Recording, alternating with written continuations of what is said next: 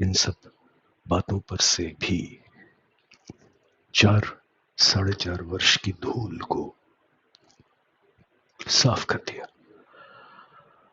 अब ये निर्णय आप सभी लोगों के हाथ में है जो संगठन में जुड़े हुए हैं, कि आप सत्य के साथ चलना चाहते हैं या अभी भी मनोहर कहानियां, क्लिक बेट्स और थंबनेल्स पर जाते हैं। ये निर्णय आपको लेना है। यदि 4.5 वर्षों में आपको ये बात नहीं सिखाई तो अभी भी देर नहीं हुई है। आज के इस 9वें भाग में हम इस षड्यंत्र की जड़ों को थोड़ा सा और देखेंगे। और जैसे किसी पेड़ की जड़ें फैलती हैं अदृश्य सतह के नीचे जो हमको दिखती नहीं है, वैसे ही ऐसे षड्यंत्र और ऐसे षड्यंत्रकारी लोगों की भी जड़ें होती हैं। जड़ों का मतलब और षड्यंत्रकारी लोग। तो आज के इस भाग में हम थोड़ा उसके ऊपर बात करेंगे और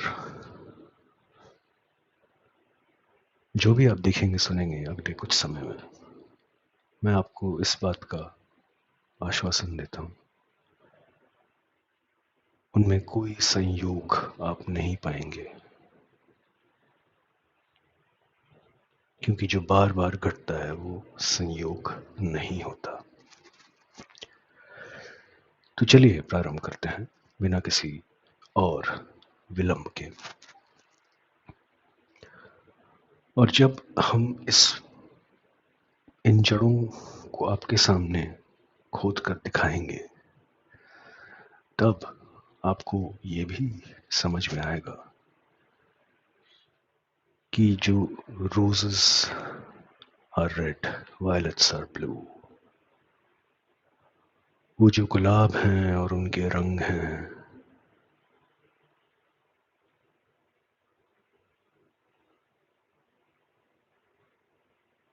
वो गुलाब, वो रंग, वो षड्यंत्र, वो कहानी, वो पटकथा किन लोगों के माध्यम से आ रही, ये आप पूर्णतः समझ पाएंगे।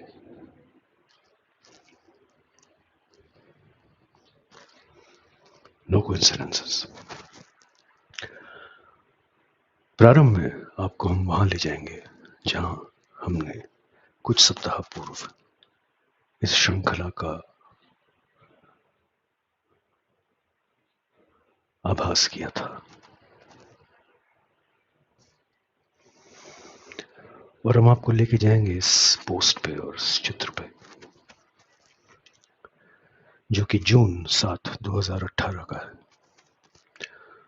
और इस पोस्ट में और इस चित्र में आप सुशांत की प्रो टीम के कमेंट्स एवं उनके रिएक्शंस पा सकते हैं।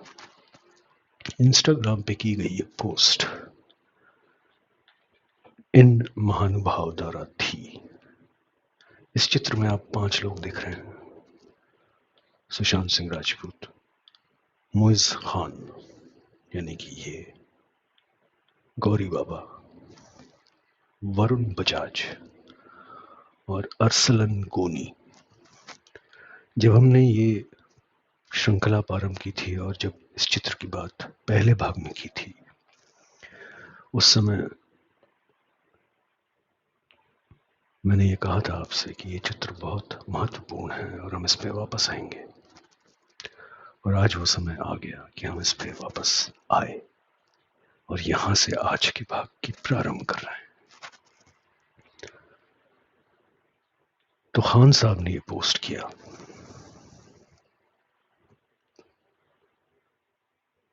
और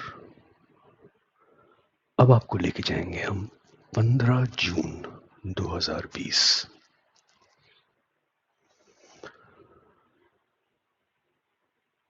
और इस दिन इन महानुभाव ने एक पोस्ट किया।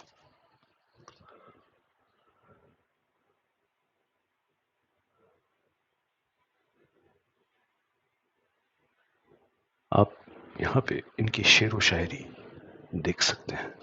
ऐसी शेर व शायरी कुछ और लोगों ने भी की थी ट्विटर पे 15, 16, 17 जून को, जिनमें से एक दो के नाम खान में खत्म होते हैं। बहरहाल, तो जब इन्होंने ये पोस्ट किया तो उन्होंने इस पोस्ट का में जो ये चित्र है और ये वीडियो है, इसके लिए उन्होंने श्रेय दिया मुइज़ खान को।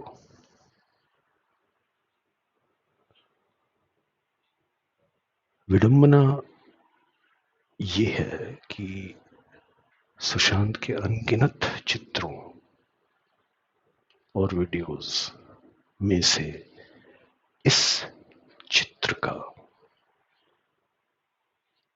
और इस वीडियो का चयन किया गया, जहां पे एक छोटी बच्ची है सुशांत के साथ।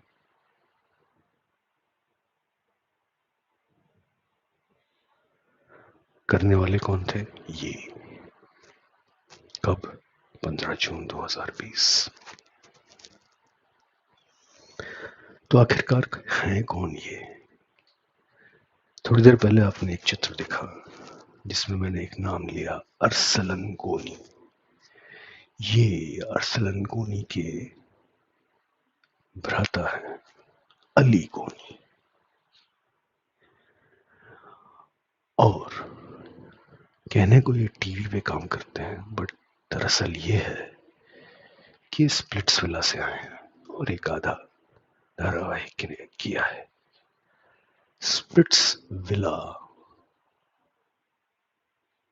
ग्रूमिंग का वो स्थान जो कम उम्र के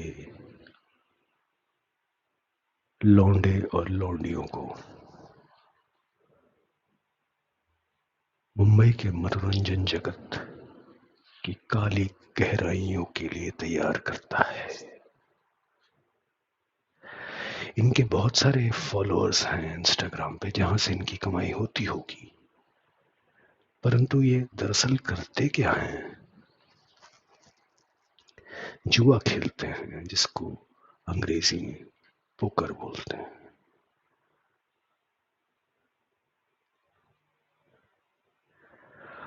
और यहां पर आप 3 नाम देख रहे हैं। ये क्यों है? क्योंकि लॉकडाउन से ठीक पहले ही ये सब कुछ हो चुका था, जब इन्होंने एक पोकर लीग का आयोजन किया और उसमें कुछ लोगों ने निवेश किया, जिनमें से एक ये हैं। और इनके साथ कौन थे? ये मुइज़ खान।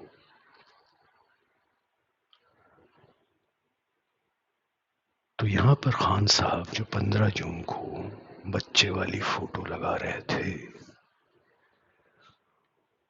उनका सीधा सीधा संपर्क आपको इनके साथ दिखता है। इन्होंने एक टीम मुंबई ऑल स्टार्स खरीद ली और ये उस टीम के मालिक और ये इस लीग के कर्ता धर्ता, यानी कि कुंद्रा जी और शेट्टी जी। लॉकडाउन से ठीक पहले की बात कर रहा हूं मैं, 2020 मार्च।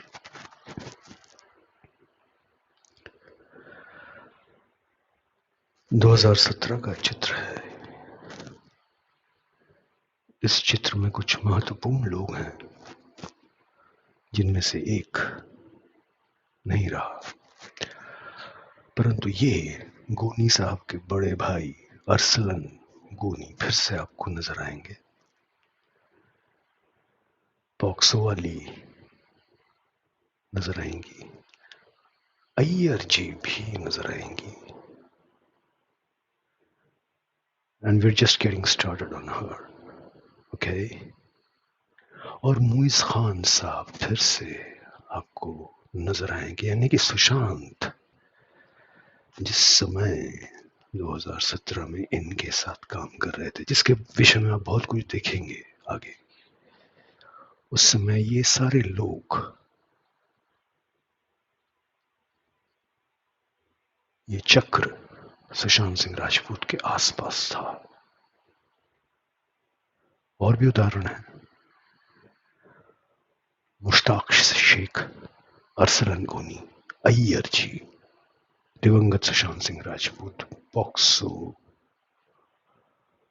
इनकी फर्स्ट असिस्टेंट रुचिका जी, मुइज खान, और ये कौन है?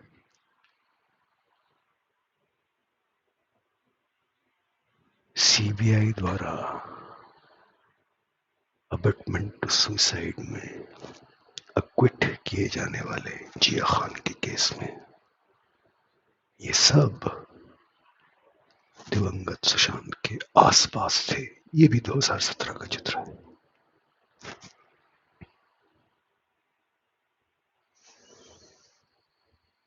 इनको तो पहचानते ही होंगे आप लोग,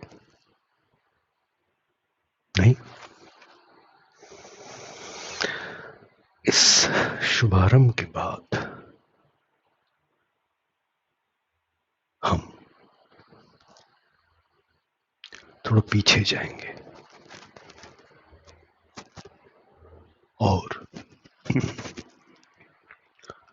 जड़ों को समझने के लिए थोड़ा सा अंदर जाना पड़ेगा, थोड़ा पीछे जाना पड़ेगा, और इसलिए हम 2018 में जाएंगे, अक्टूबर 2018, जब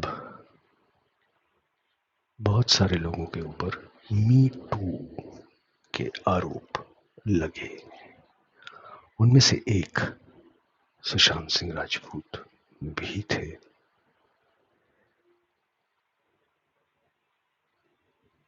और उस समय सुशांत सिंह राजपूत ने ये कहा था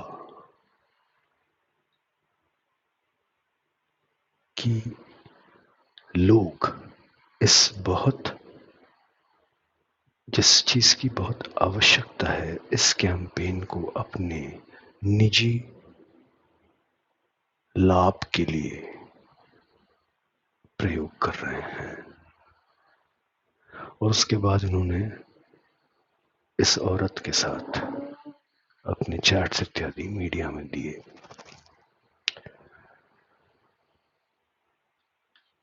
कई लोग इसमें जिनके नाम आए थे, उनमें से कुछ लोग पटना भी गए थे।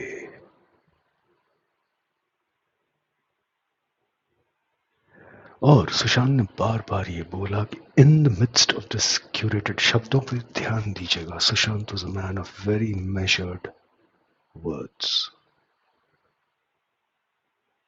In the midst of this curated, well-timed and agenda-driven smear campaign,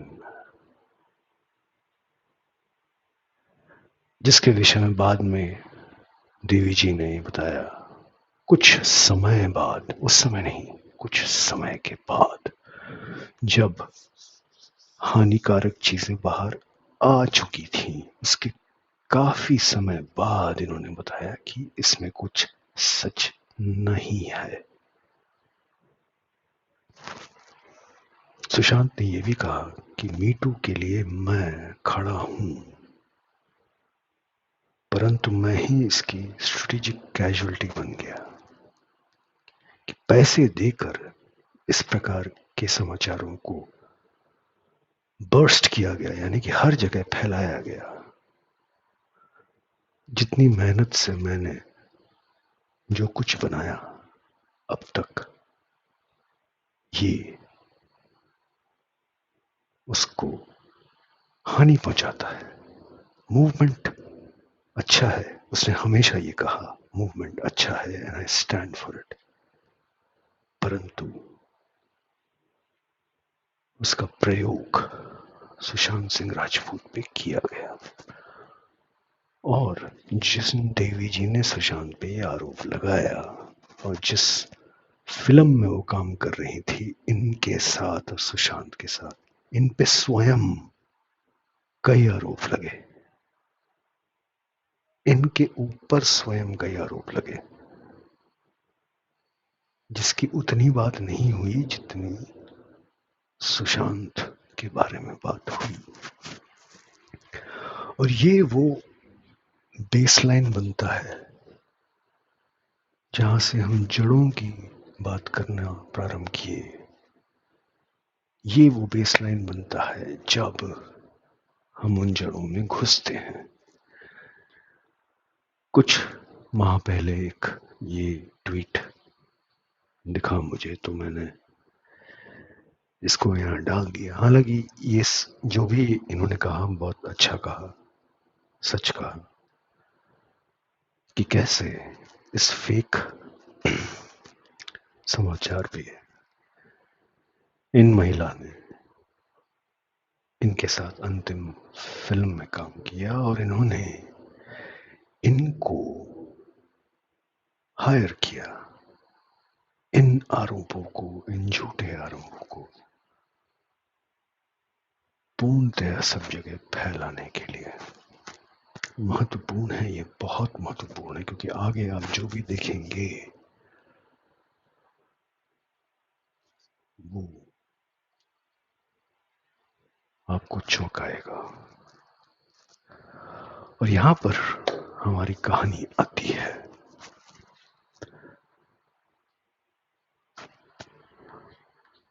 वर्षा की बूंदों पर।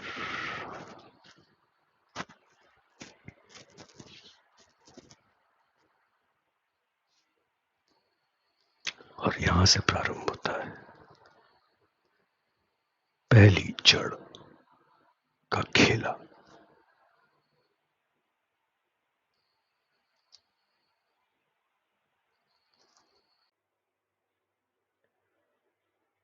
बहुत जगह देखी जाने लगी, और इस संदर्भ में आपको ये जानना आवश्यक है कि 13 जून 2020 को पिंटो जी ने जो पोस्ट किया था उसमें जिस चित्र का प्रयोग किया गया है उसमें भी चिल्लर जी हैं दिशा के साथ, क्योंकि दिशा इनके साथ काम कर चुकी थी। ये पोस्ट अपने आप में बहुत महत्वपूर्ण है, क्योंकि इसमें पिंटो जी ने ये नकार दिया था कि ना तो वो गिरी है न फिसली है,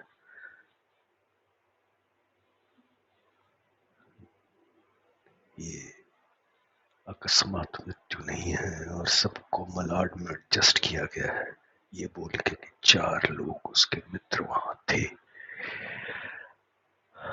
महत्वपूर्ण पोस्ट है और इसलिए इस पोस्ट में इस चित्र का चुनाव भी बहुत महत्वपूर्ण है और हमको ये संकेत देता है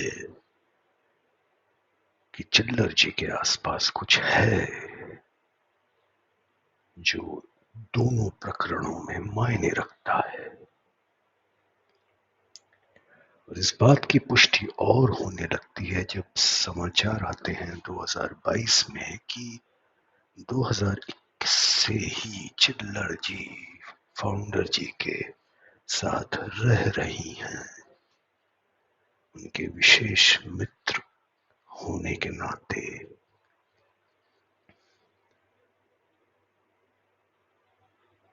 और अचानक से चिल्लर जी की वाईआरएफ की एक फिल्म भी आती है 2022 में, जो कि सप्ताह भर भी ना चल पाई और इसके बाद भी जो उनको बड़ी बड़ी फिल्में बड़े बड़े नामों के साथ मिली वो सब धूल चाट गई।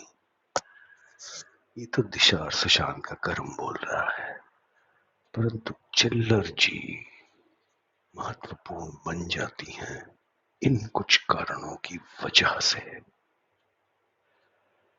कपूर साहब के साथ भी रेनड्रॉप मीडिया। और यहाँ पे आपको ये जानना भी आवश्यक है, जो कि चित्र हम पहले दिखा चुके हैं। अक्टूबर और नवंबर के अंतराल में 2019 में मकाऊ गए थे ये लोग सब, जिस चित्र में तौरानी भी दिखेंगे, टैलेंट प्रबंधक साहब भी दिखेंगे, ये भी दिखेंगे जो ड्रग्स केस में अंदर जाने वाले थे लेकिन गए नहीं, और ये भी दिखेंगे क्योंकि इनको रेन ड्रॉप और एक्सीड दोनों ही इनका काम देखते हैं, और इसीलिए इस ट्रिप में आपको दिशा दिख रही है क्योंकि वो इसका काम देखती थी एक्सीड के माध्यम से। देखते चलिए और रोचक पात्र आपको दिखेंगे। पौंडरा जी की धर्मपत्नी और मसीहा साहब, सब रेनड्रॉप मीडिया। मसीहा जी से इनका संबंध बहुत पुराना है।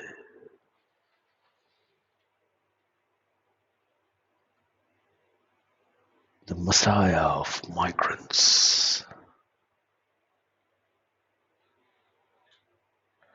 और यहां पे ध्यान रखिएगा कि रेनड्रॉप मीडिया ने 2 अक्टूबर 2020 के पश्चात 8 जून 2022 तक कुछ भी पोस्ट नहीं किया है।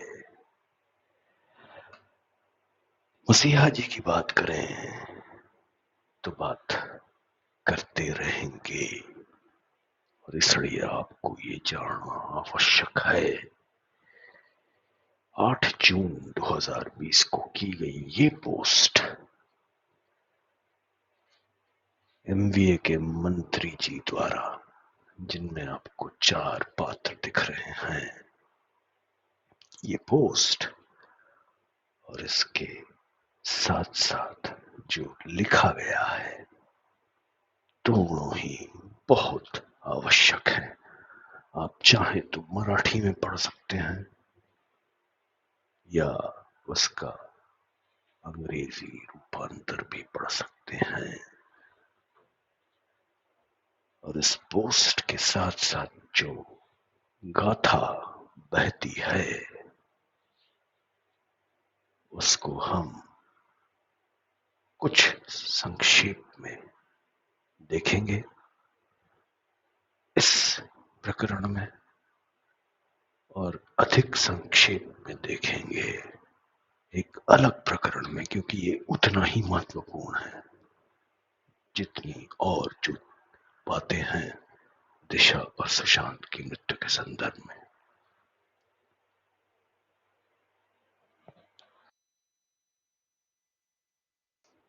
जैसे हमने आपको बताया कि चिल्लर जी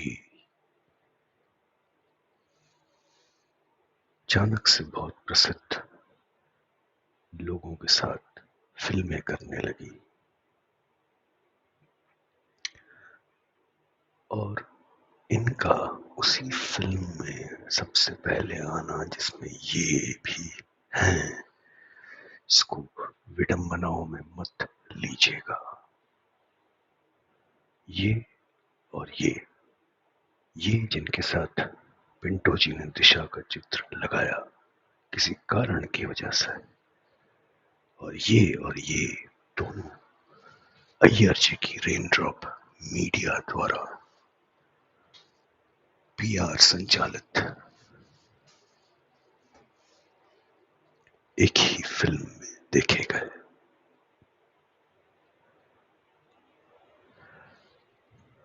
8 जून को की गई इस पोस्ट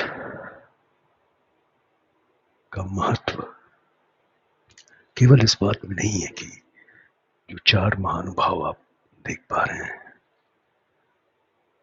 उनके कारण, परंतु इस मराठी पोस्ट का जो अंग्रेजी रूपांतर है वो ये कहता है कि बच्चे अपनी माँ को बताते हैं कि ये कितने प्यारे हैं। इस नाम में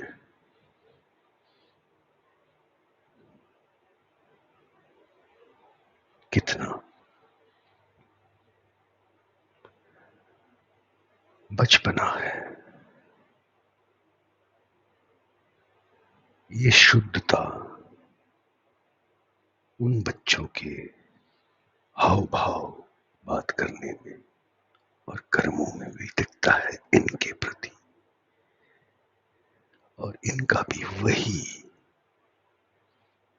हाव भाव रहा है अपने सामाजिक कार्य में।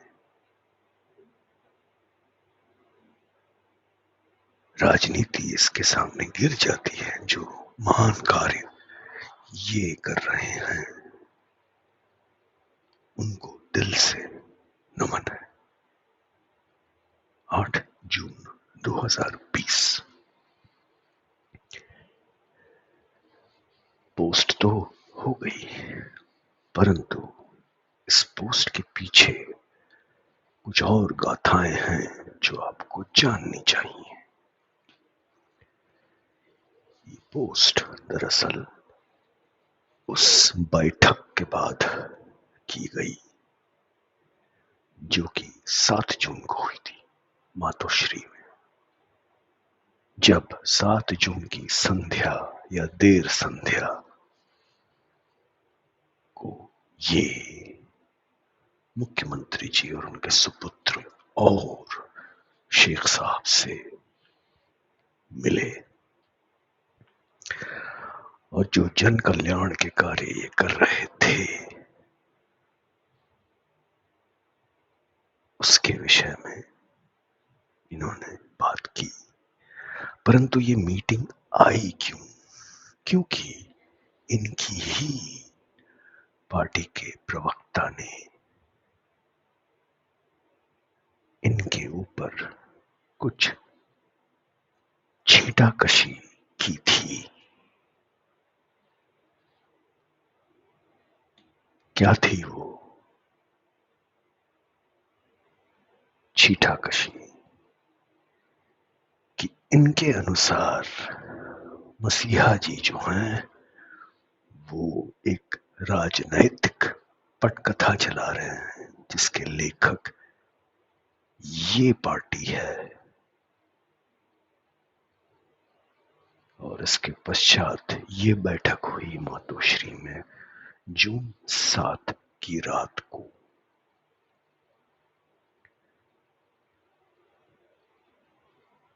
जून 7 की रात को क्या क्या कुछ नहीं बोला था इन्होंने कि अचानक से महात्मा सूद आ गए।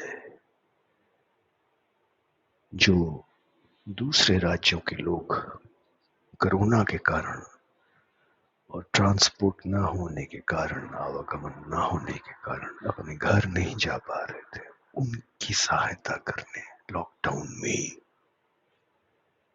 ये बोला जा रहा है कि इन्होंने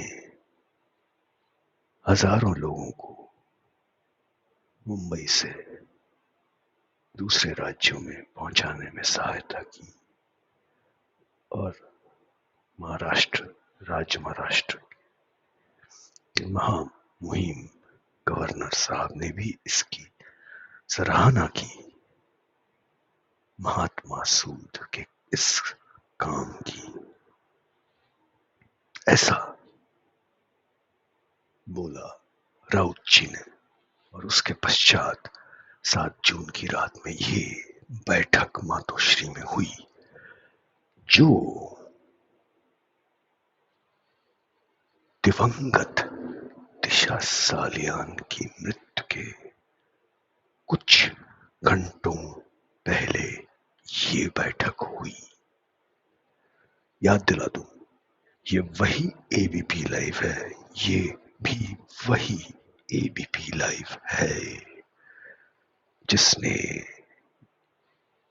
ये पुष्टि कर दी थी कि दिशा सालियान जून 8 यानी सोमवार की सुबह 1 बजे इस धरती से जा चुकी थी पुलिस के सूत्रों से। यही एबीपी लाइव उसके कुछ ही घंटों पूर्व इस बैठक के बारे में भी प्रकाशित कर रहे थे समाचार। मैंने कहा था ना, संयोग समाप्त नहीं होंगे। और यहां पे ये समझ लेना बहुत अनिवार्य बन जाता है कि दरअसल ये महानुभाव क्या क्या कर रहे थे उस लॉकडाउन के अंतराल में, इसको थोड़ा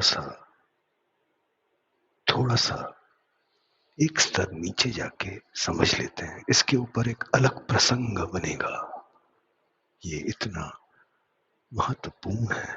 परंतु इस भाग के लिए कम से कम इतना जान लेना बहुत आवश्यक है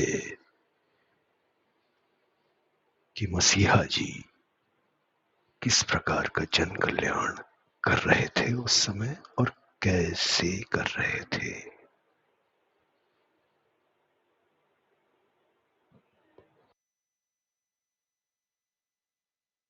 जो कि बांद्रा पूर्व में है। और ये उस समय बैठक हुई जिस समय या तो दिशा सालियान की मृत्यु हो चुकी थी अथवा उसके अंतिम कुछ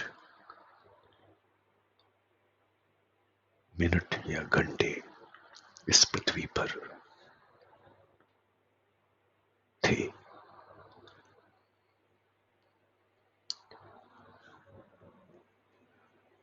जिन लोगों को आप यहां पे देख रहे हैं ये सब बांद्रा पूर्व में थे 7 जून की देर संध्या या रात में। और दिशा सालियान का पार्थिव शरीर पाया गया मलाड पश्चिम में।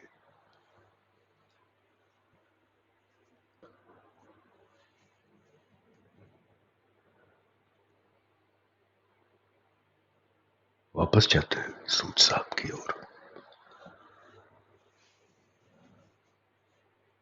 उन्होंने निसर्ग से बहुत लोगों को बचाया 3 और 4 जून को।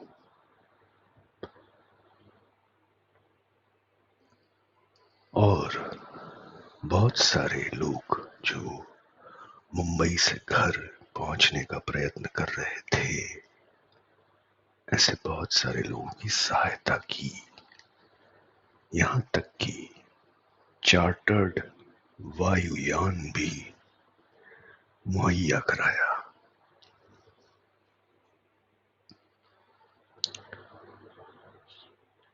19 जून 2020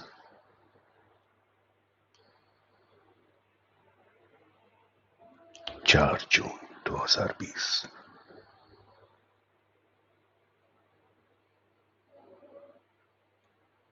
उन्होंने एक वायुयान का और प्रबंध कराया जो 177 लड़कियों को कोची से भुवनेश्वर ले गया। वापस जाते हैं, राउत जी ने क्या कहा था।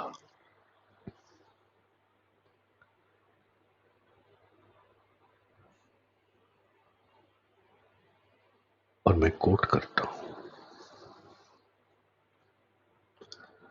Sood had managed to send 177 girls stuck in Kerala's Ernakulam in a special plane to Bhubaneswar in Odisha. Raut alleged that since Sood was not able to find a plane in Kerala, a special plane was flown from Bangalore to Kochi. Raut asked if it was possible for Sood to pull this off without political, government and administrative backing. सेना के मुखपत्र सामना में राउत जी ने ये लिखा कि सूद जी बिहार, उत्तर प्रदेश, झारखंड, पश्चिम बंगाल इत्यादि में माइग्रेंट लेबरर्स को वापस जाने में सहायता कर रहे थे और रोज 1000-1200 लोगों को भेज रहे थे। पश्चिम बंगाल की मुख्यमंत्री ने मना कर दिया था, किसी को भी वापस भेजने हम नहीं लेंगे। और उत्तर प्रदेश की मुख्यमंत्री योगी जी ने किसी को भी आने से वर्जित कर दिया था, बिना क्वारंटाइन, बिना कोविड के टेस्ट के सर्टिफिकेट के साथ। तो ये वर्कर्स गए कहां? How come so many buses were illegally arranged during the lockdown period? It was like Sood was running a parallel government and he was getting whatever he wanted. एक नहीं, दो चार्टर्ड वायुयान अरेंज कराना, इसका मतलब सूद जी को केंद्र सरकार से ये सहायता मिल रही थी, उनको अत्यधिक विशेष अधिकार थे कि इस प्रकार के सहायक कर्मों में वो ये कर पा रहे थे। प्रश्न यहां पर जाता है उस समय के सिविल एविएशन मंत्री जी पुरी जी के लिए, क्योंकि ये वायुयान बिना उनके मंत्रालय के अनुमति के नहीं मुहैया कराए जा सकते थे। वो बसेस जिनके साथ सूद जी ने बहुत सारे फोटो खिंचवाए, कहां से आ रहे थे, कौन दे रहा था वो बसेस?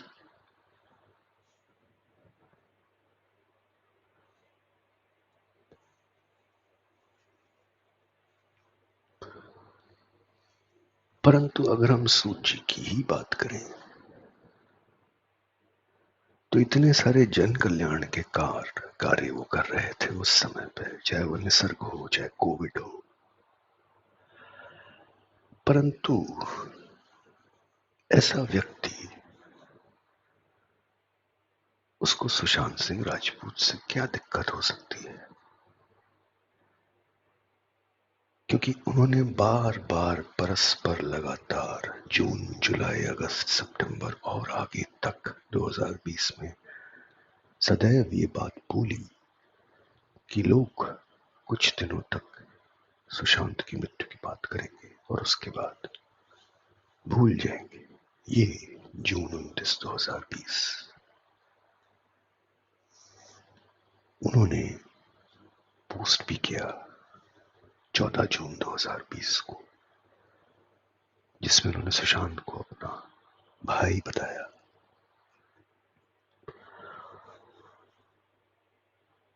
ऐसा भाई जिसके साथ उनका एक भी चित्र आपको मुश्किल से मिलेगा, उसको उन्होंने भाई बताया। और ये भी बोला कि उसके पार्थिव शरीर के चित्र ना फैलाए जाएं, उसको शांति से रहने दिया जाए। और भी बहुत सारी प्रतिज्ञाएं की उन्होंने अगस्त में कि लोग कुछ भी कर रहे हैं सुशांत के नाम पे। मुझे बहुत दुख होता है जब ऐसे डिबेट्स और इंटरव्यूज में देखता हूं सुशांत के विषय में। लोग सुशांत को भूल जाएंगे 7 जुलाई 2020।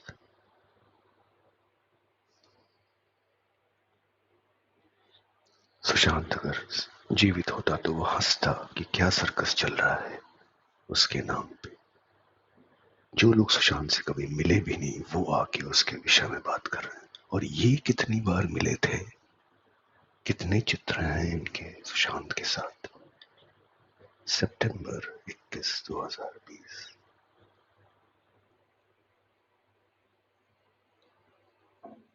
तो जैसे आप देख सकते हैं, जो मसीहा इतने सारे लोगों की सहायता कर रहे थे, जिनके पास अति विशेष अधिकार थे प्लेन उड़ा देने के, हजारों लोगों की जान बचाने के, वो उनको सुशांत की मृत्यु के चित्रों से, उसके विषय में बातचीत से इतनी परेशानी क्यों थी, और बार बार वो सबको क्यों बोल रहे थे कि अब लोग सुशांत को भूल जाएंगे, भूलना शुरू कर चुके हैं। ये बात बहुत बहुत बहुत महत्वपूर्ण है, जैसा कि आप और अभी देखेंगे।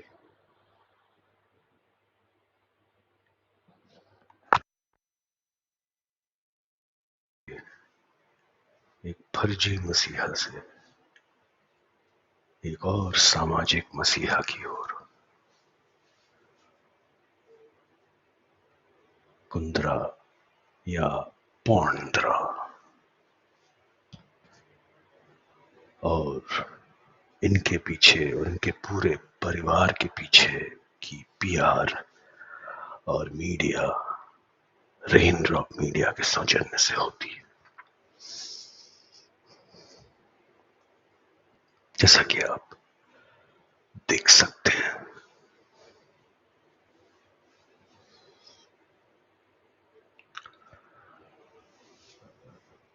तथा आप लोगों को पता होगा कि सुशांत सिंह राजपूत के केस की जब जांच चल रही थी, तब इन्फोर्समेंट डायरेक्टरेट ने सर को बुलाया था पूछताछ के लिए।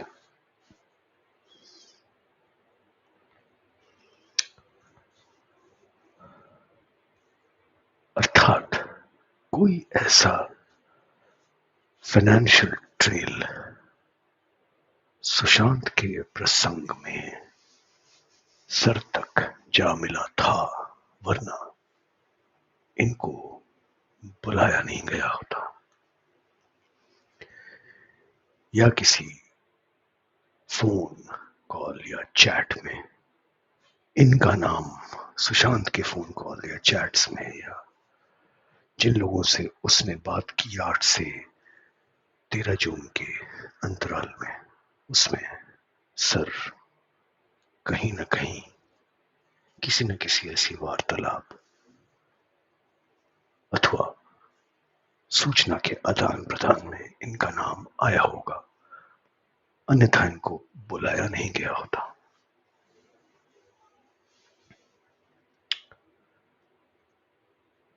आपको ये पता होना चाहिए कि इनकी जो ऐप थी हॉट शॉट्स, उसमें कृष कपूर ने भी काम किया था जून से कुछ महीनों पूर्व कहना वशिष्ठ के साथ,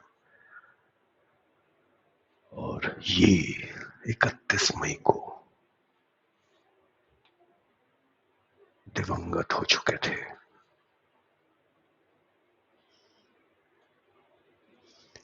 कोविड के समय भारत में एक भूचाल आया था, पोर्नोग्राफी का भूचाल, जिसके मुखिया जो लोग थे उनमें से एक पौंड्रा साहब थे। आंकड़े आपको बताएंगे कि ये वो सत्य है, वो काला सत्य है, जिसके विषय में इससे कहीं अधिक बात होनी चाहिए, लेकिन हुई नहीं है। बहुत कुछ दबा दिया गया।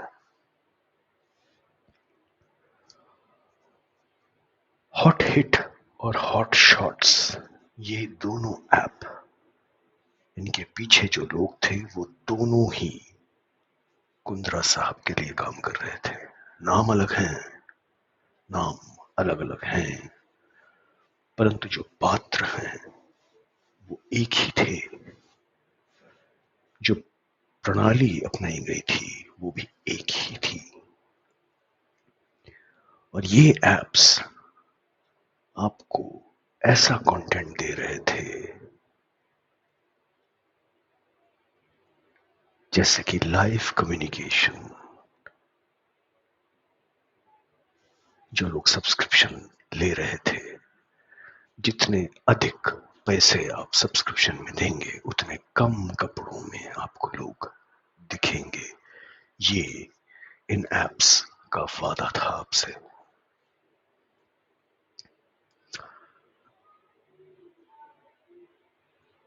कुंद्रा साहब की ऐप को हटा दिया गया कंप्लेंट्स के बाद।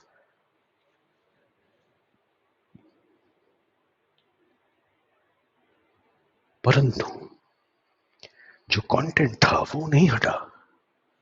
वो और एप्स के माध्यम से, दूसरे सब्सक्रिप्शंस के माध्यम से, सोशल मीडिया में विज्ञापनों के माध्यम से, जो कि सब कुछ भारत के आईटी एक्ट के अंदर पूर्णतया प्रतिबंधित है, उस कंटेंट का कोई भी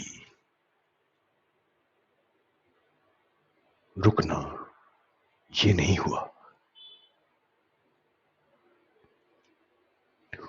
और इस पूरी गंदी बात की जो दूसरी सर्वे सर्वा हैं, कपूर जी, जिनके ऊपर एक केस भी दायर किया गया है, वो भी उतनी ही आवश्यक है।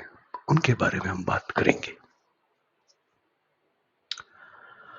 परंतु जो महत्वपूर्ण है वो ये है कि आपको एक उदाहरण देते हैं। जैसे चिल्लर जी की बात की हमने थोड़े समय पहले, और अगर आप एक साधारण सा इंटरनेट सर्च करेंगे 2020 के ऊपर तो आप कुछ विवादित चीजें पाएंगे। हमने बोला था आपको कि पिंटो जी कभी किसी का चित्र ऐसे ही इस्तेमाल नहीं करते। और अगर चिल्लर जी की बात हमने की और उनको किस तरीके के मौके मिलने लगे अचानक, तो ये भी देख लें।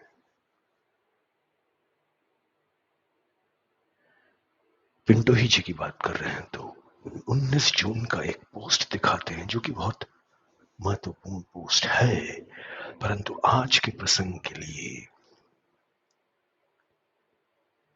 आपको इन दोनों हैशटैग्स पे थोड़ा सा ध्यान देना है।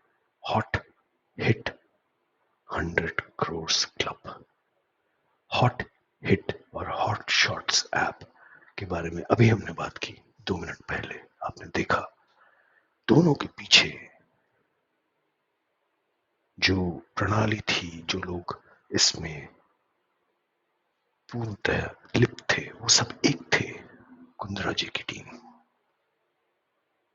वशिष्ठ जिसमें तनवीर हाशमी, किरण वशिष्ठ, जोया राठौर और इस प्रकार के और नाम हैं, वो सब हॉट हिट में भी थे और हॉट शॉट्स में भी। त्रिपाठी भारत के सबसे बड़े पॉर्न अभिनेता, जो सुनने में आया कि बहुत जल्द दूरदर्शन पे दिखेंगे एक धारावाहिक में।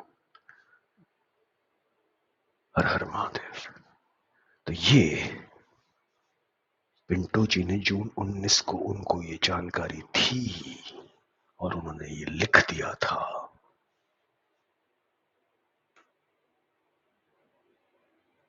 इंडिया चाइल्ड प्रोटेक्शन फंड नामक एक संस्था है जिसने इस विषय के ऊपर एक पूरी रिपोर्ट बनाई कोविड लॉकडाउन के अंतराल में,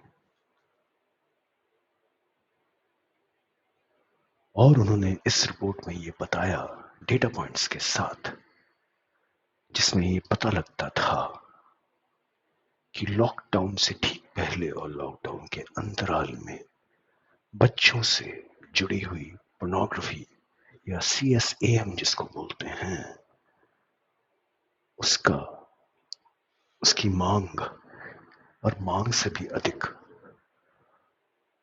उसका कंटेंट बहुत अधिक मात्रा में भारत में फैल रहा था। इस रिपोर्ट को हल्के में मत लीजिएगा। रिपब्लिक ने इस रिपोर्ट की बात की 2021 में, जब कुंद्रा को मुंबई पुलिस ने पकड़ा था। इसको हल्के में मत लीजिएगा क्योंकि ये बच्चों की बात हो रही है।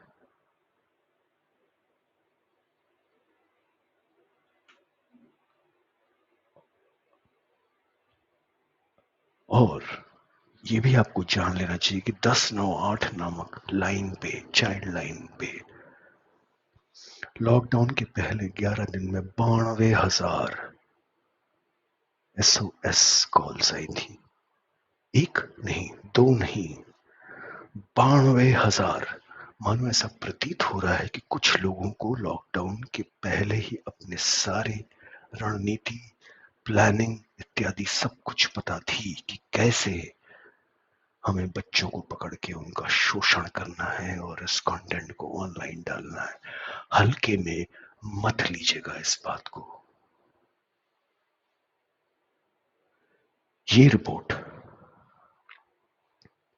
राज्यसभा में इसके बारे में बातचीत हुई,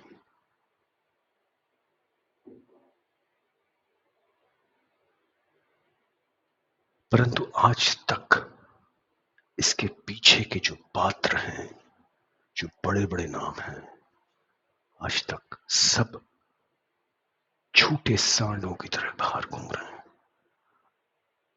और रेन ड्रॉप मीडिया जैसे PR एजेंसी से अपनी छवि को धो के जनता के सामने रख रहे हैं। ये वो अखंड सत्य है जो आपको पता होना चाहिए।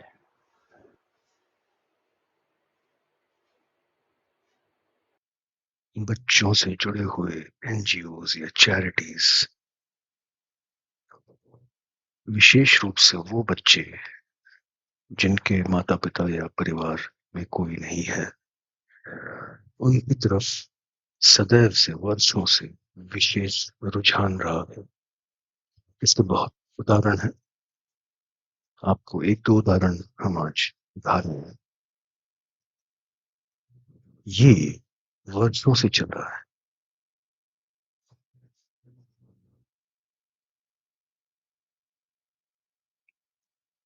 और इसी संदर्भ में एक ऐसा फाउंडेशन जो कि बॉलीवुड से बहुत घनिष्ठ रूप से जुड़ा रहा है, वो भी बहुत वर्षों से,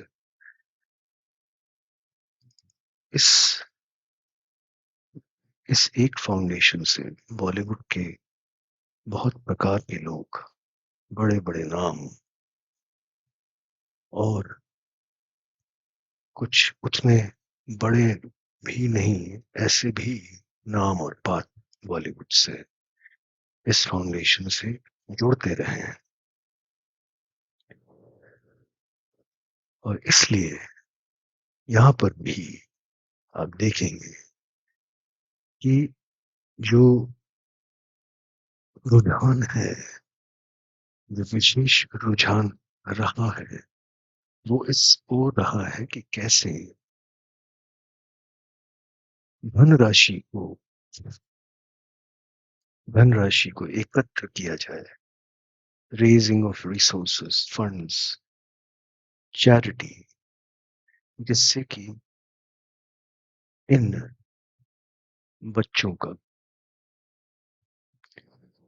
जो कि जीवन में इतने भाग्यशाली नहीं रह पाए हैं अलग अलग कारणों की वजह से, विशेष रूप से छोटी बच्चियों का इस पूरे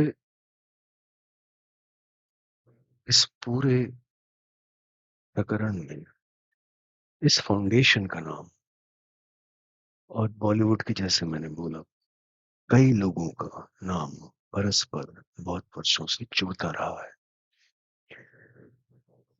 ये कारण बहुत ही नेक है, बहुत अच्छा है। परंतु इस प्रकार के लोग ऐसे प्रकरण चलाते हैं और जो बड़े-बड़े नेता, अभिनेता, अभिनेत्रियाँ इनमें रुचि रखते हैं, उन सबके इरादे क्या उतने ही नेक होते हैं? इस बात पर बहुत बड़ा प्रश्न चिन्ह है।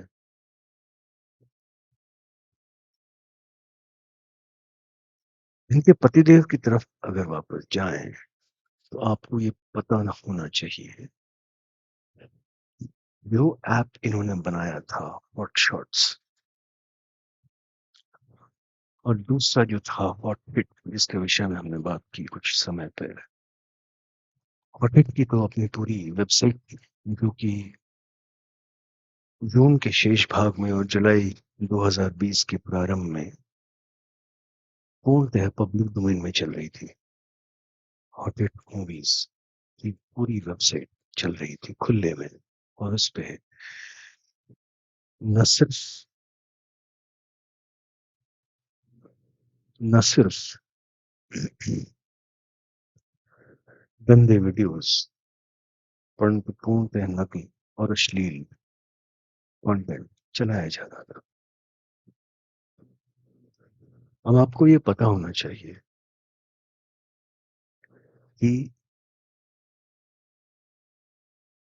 हॉटशॉट्स की ऐप गूगल के प्ले स्टोर से नवंबर 2020 में हटा ली गई। परंतु चौंकिएगा मत जब आपको ये मालूम पड़ेगा कि ये एप्पल के स्टोर से यानी कि आईओएस के स्टोर से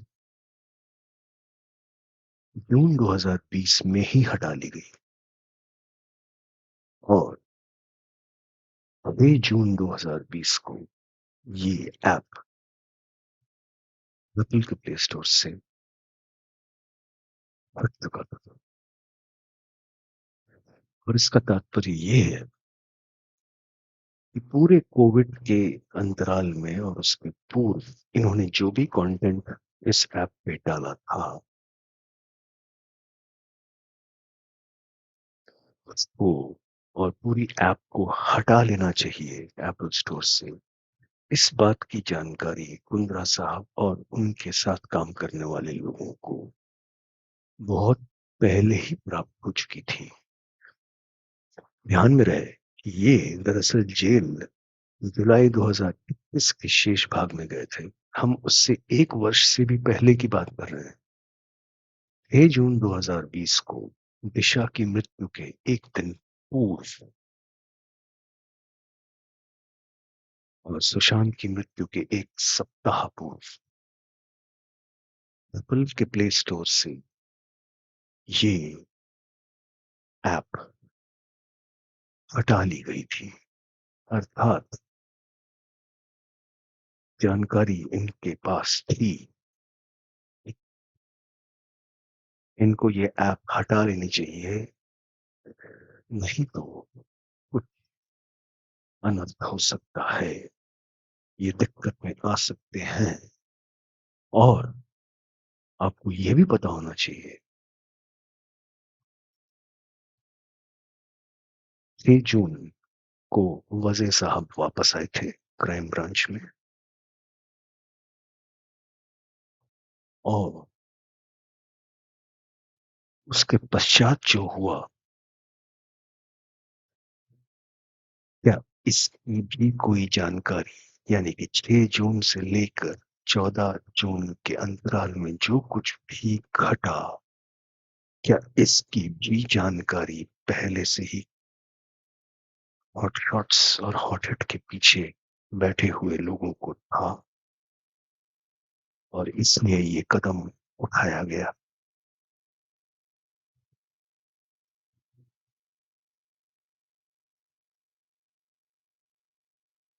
सोचने वाली बात है।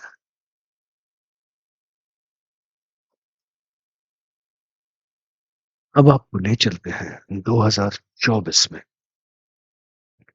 और अगले 1-2 मिनट में हम जो बताएँगे ना, ये आपने कहीं ना देखा होगा, ना समझा होगा ना, और संभवतः इस पे ध्यान भी नहीं दिया होगा, लेकिन ये इतना महत्वपूर्ण है, इतना महत्वपूर्ण है कि आप ध्यान दीजिएगा।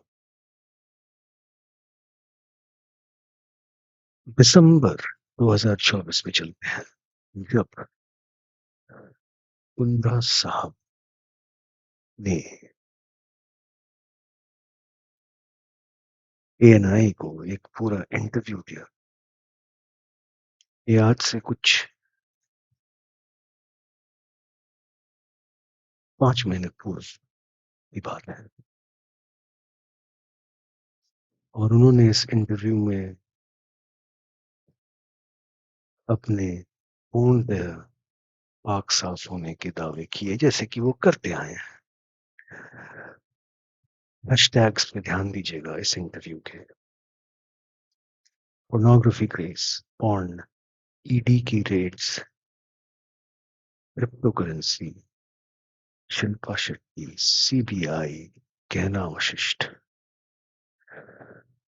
आज तक के आप में से बहुत कम लोगों को ये पता होगा, इनका और जो पूरा पोर्नोग्राफी केस था, वो दरअसल बाद में मुंबई क्राइम ब्रांच के हाथ में नहीं था, वो केंद्रीय जांच ब्यूरो के हाथ में था।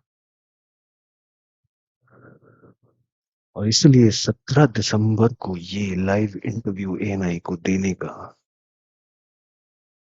क्या उद्देश्य था, ये अभी आप देखेंगे। ध्यान रहे, कुंद्रा और शेट्टी जी के पीछे जो मीडिया एजेंसी है, कौन सी है, याद दिला दूं फिर से, रेन ड्रॉप मीडिया। ये भी उन्हीं के पीआर और मीडिया ने प्लेस करने की सौजन्य से हुआ है ये इंटरव्यू। आप देखिए और देखते जाइए। अब आपको ले चलते हैं सितंबर 2022, जब केंद्रीय जांच ब्यूरो ने इंटरपोल के साथ काम करते हुए ऑपरेशन मेक लॉन्च किया, जो कि विशेष रूप से बच्चों की यौन शोषण वाली फिल्मों के ऊपर था, अगेंस्ट चाइल्ड पोर्नोग्राफी। पूरे देश में बहुत सारी जगहों पर उनने छापे मारे, 19 राज्यों में, in connection with the online distribution of this kind of material.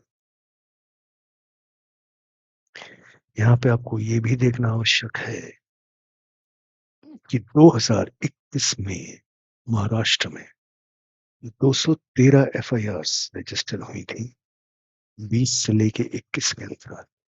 ये समाचार 2021 का है। क्रैकडाउन अगेंस्ट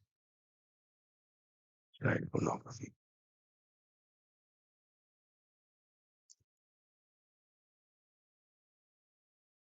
नेशन मेक चक्र इस विषय में था। The raids are aimed at identifying and prosecuting individuals and gangs involved in distributing such material through social media platforms and blackmailing minors. Interpol Singapore के इनपुट के बाद केंद्रीय जांच ब्यूरो ने यह कार्रवाई की, और इसमें उन्होंने उन पेडलर्स को टारगेट किया जो कि इस तरह के कंटेंट के डिस्ट्रीब्यूशन में, यानी कि फैलाव में काम कर रहे थे via क्लाउड स्टोरेज फैसिलिटीज, यानी कि क्लाउड में स्टोर किए गए कंटेंट को ये डिस्ट्रीब्यूट कर रहे थे अलग अलग एप्स पे, सोशल मीडिया पे।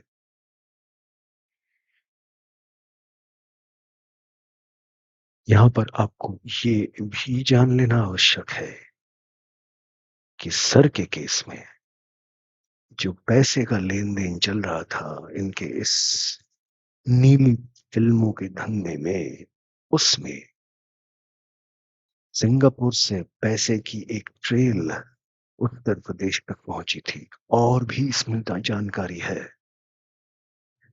बट 1-2 व्यक्ति जो भारत के बाहर बैठ के ये सारा अपलोडिंग का काम कर रहे थे और यहाँ पर लोगों के अकाउंट में पैसे भेज रहे थे, जिनमें ये भी हैं। उस ट्रेल में सिंगापुर में बैठे हुए लोग थे और यहाँ पर आप देख सकते हैं कि सिंगापुर के इंटरपोल ब्रांच ने केंद्रीय जांच ब्यूरो को इनपुट्स दिए। इसके बाद ऑपरेशन मेघ चक्र का प्रारंभ हुआ।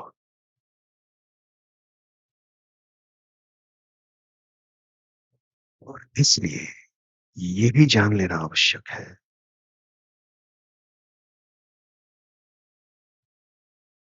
सीबीआई ने छत्तीसगढ़ में भी कई लोगों को ढूंढने का प्रयास किया।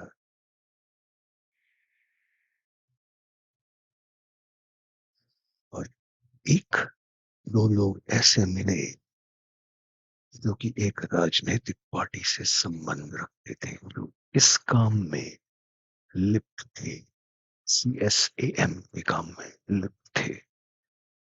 छत्तीसगढ़, अगर यदि आप लोगों को स्मरण हो, वही जगह थी जहां इन्फोर्समेंट डायरेक्टरेट ने और स्थानीय पुलिस ने महादेव बेटिंग ऐप में लोगों को पकड़ा था। और महादेव बेटिंग ऐप और उसके बाद लायंस बुक बेटिंग ऐप, जिसमें साहिल खान और सैम खान का नाम आया था, एफआईआर हुई थी, जेल भी गए थे ये लोग। और महादेव ऐप के कर्ता धर्ता जो दुबई में बैठे हुए थे, आज भी भारत के बाहर हैं वो, ये सभी लोग छत्तीसगढ़ से संबंध रखते थे।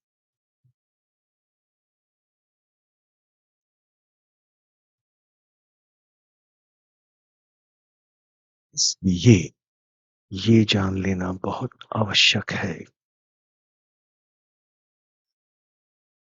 यहाँ पर जो आपने ये देखा, इसके पश्चात कुंद्रा साहब ने क्या किया। 24 सितंबर को समाचार मेघ चक्र के बारे में आया। 23 सितंबर 2022 यानी कि एक सप्ताह के अंदर कुंद्रा साहब ने सीबीआई को पत्र लिखे और बोला कि मैं इस केस में इन्वॉल्व नहीं हूं।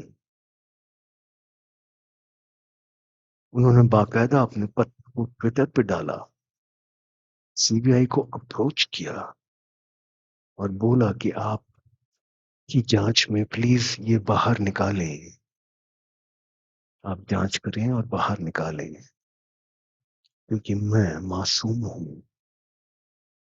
ये मासूमियत और सीबीआई को पत्र लिखना कुंद्रा साहब को न 2020 में याद आया, न 21 में याद आया, न 22 में याद आया। तब याद आया जब केंद्रीय जांच ब्यूरो ने चाइल्ड पोर्नोग्राफी के विरुद्ध मेघ चक्र लॉन्च किया और उसके एक सप्ताह के अंदर रेनड्रॉप मीडिया के सौजन्य से कुंद्रा साहब जगह जगह जाके ये इंटरव्यू देने लगे। खेला समझ रहे हैं आप लोग? खेले को समझिए।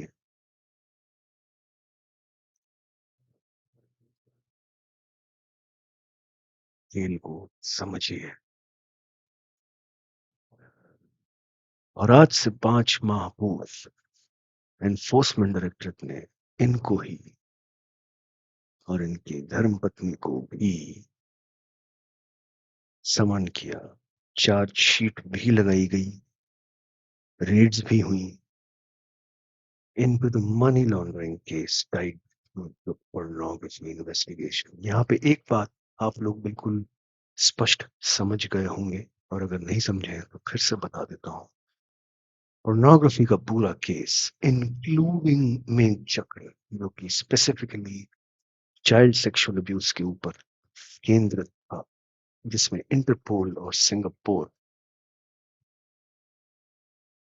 के इनपुट्स थे, उस पूरे प्रकरण की जांच केंद्रीय एजेंसीज के हाथ में है, एनफोर्समेंट डायरेक्टरेट और केंद्रीय जांच ब्यूरो। और ये वही दो केंद्रीय एजेंसीज हैं जो सुशांत सिंह राजपूत के केस में जांच कर रही थी। ही बोलना ठीक रहेगा। और अब आपको ये समझ में आना चाहिए थोड़ा बहुत कि इनको सितंबर 2020 में ही सुशांत के केस में क्यों एनफोर्समेंट डायरेक्टरेट ने बुलाया।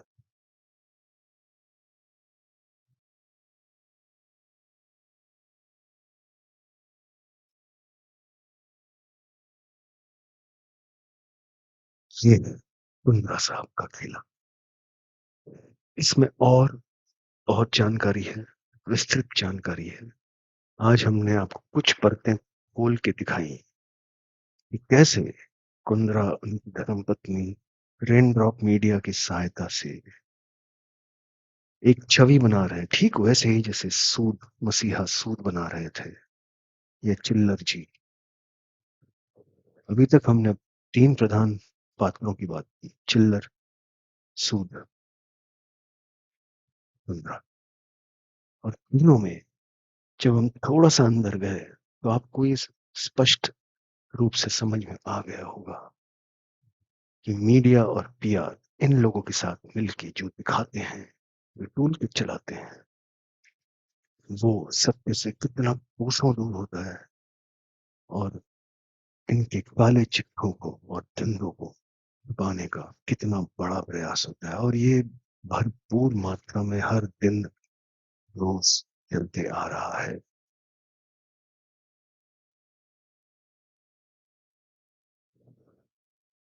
इस पूरे प्रकरण के तार इतने गहरे जुड़ते हैं ईशा और सुशांत के प्रकरण से, ये कुंद्रा वाले के और सूद वाले के।